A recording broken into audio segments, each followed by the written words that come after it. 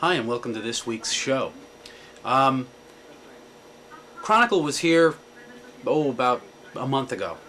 The show that they presented was broadcasted 2 weeks ago, and unfortunately it only showed once, so we got a lot of requests from people asking if we had a copy of it, and we do. WCVB Channel 5 sent us a copy, and we thought we'd place it on the front end of this show this week. So hope you enjoy it.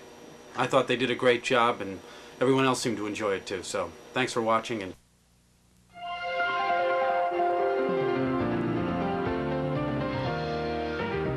what's new on Nantucket? A high-speed ferry, 55 minutes flat. Basically, we're a giant jet ski. Live cameras capturing everything on Main Street.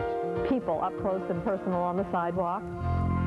Scallop season, but Liz Bruner's clamming up. Weasel a knife right in there. That's huge. Would you like to try it? No, that's okay. Plus, browsing the island, but not for bargains. This could fetch over $4,000 or $5,000. And this waterfront home? $2 million, please. Summer?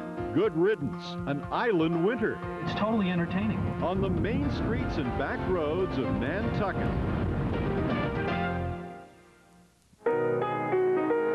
This is one way to get to Nantucket, and this is another.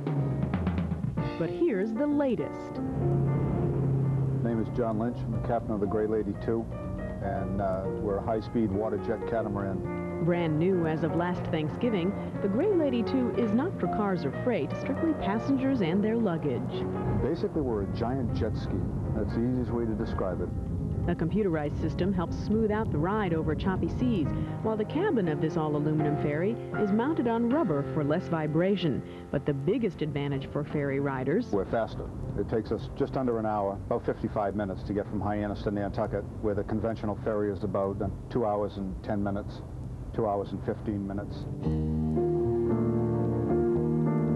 The name Nantucket comes from a Native American word meaning faraway island. In fact, it is 30 miles from Hyannis. It is an island, a county, and a town. The only place in America with the same name for all three.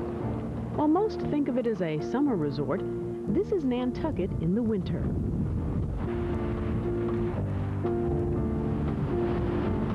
The winds may be howling and the clouds may be gray, but don't let Mother Nature fool you. There's plenty of life here on Nantucket, even in the middle of winter.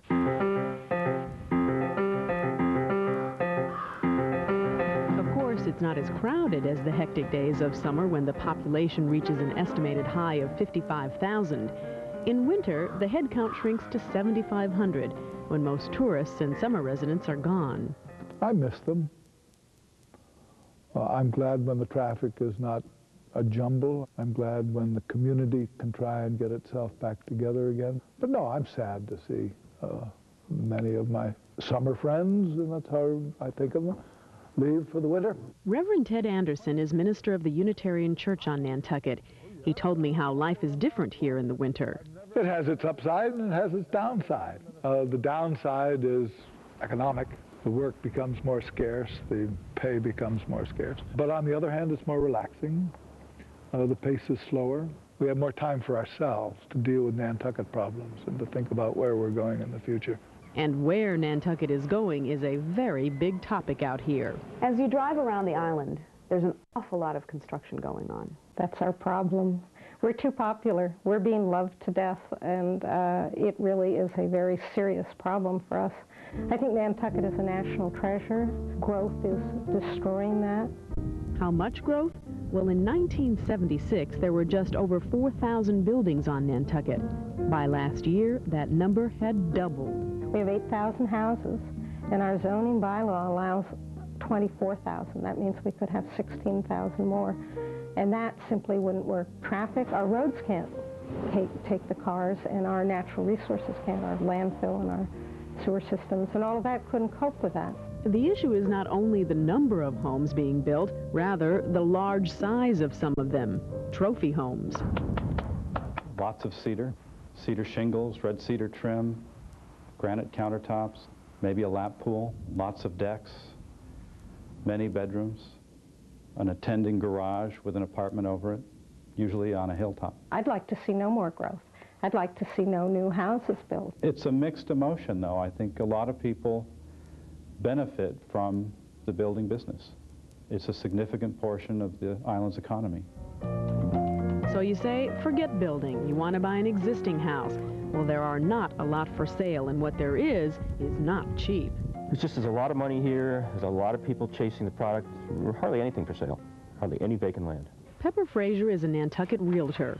He gave us the lay of the land. The good stuff is doubled in a year, anyhow. The harborfront stuff, which is the prime. Squam, 5-6 years ago, you couldn't give stuff away. Now everything's $3-5 million, and can't get enough of it. In town, you know, you can't get anything for less than $1 million bucks. So what is for sale? Pepper showed us 2 homes. This one off Surfside Road was built on spec. It's on the market for $1,008,650. It's 5 bedrooms, 5.5 baths, about 4,000 square feet. Very, very good construction. And then we checked out this house on the water in Sconset. This is a house on Baxter Road. It's a great house. It's a great area. It's a big house. It's a party house. Great kitchen, a great living room, superb views, probably 5,000 square feet. Great shape. The price tag? $2 million for this. So who are the big bucks owners out here? Pepper says it's East Coast business executives, a lot of Texans, and recently Silicon Valley people. Yes, there's lots of money on Nantucket. Big, huge, huge. It's mind-boggling. I kind of preferred Nantucket 20 years ago. It was quieter. There weren't so many big houses. There was a horizon with no houses. I mean, there were places on the island where you could go out for a walk and not see any house. And I don't think there really is any place now where you can go for a walk and not see the roof of a house. Of course, if you're a carpenter or a plumber or a drywall guy, you're feeding your family and making a living, you can sort of understand their point of view, but the big picture is not bad tough. news for you. That's right, but Right. the big picture stuff, although Nantucket, it's not all bad news. Nantucket had the first land bank in the country, and residents there have approved millions of dollars to buy up land for conservation purposes. About 40% of the island is conservation land.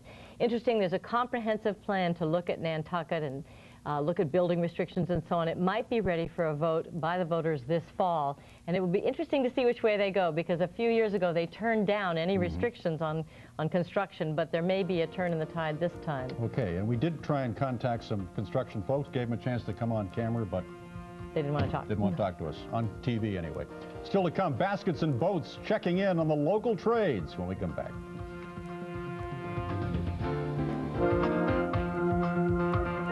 You're watching Chronicle with Peter Mahegan, Mary Richardson, Liz Bruner, Ted Reinstein, and Mike Barnacle. Chronicle, New England's nightly news magazine. Fuzzy Phineas, plus mixed media on Main Street. And next, a scarcity of scallops. You know, you pick out the good scallops, fill up a basket if you're lucky,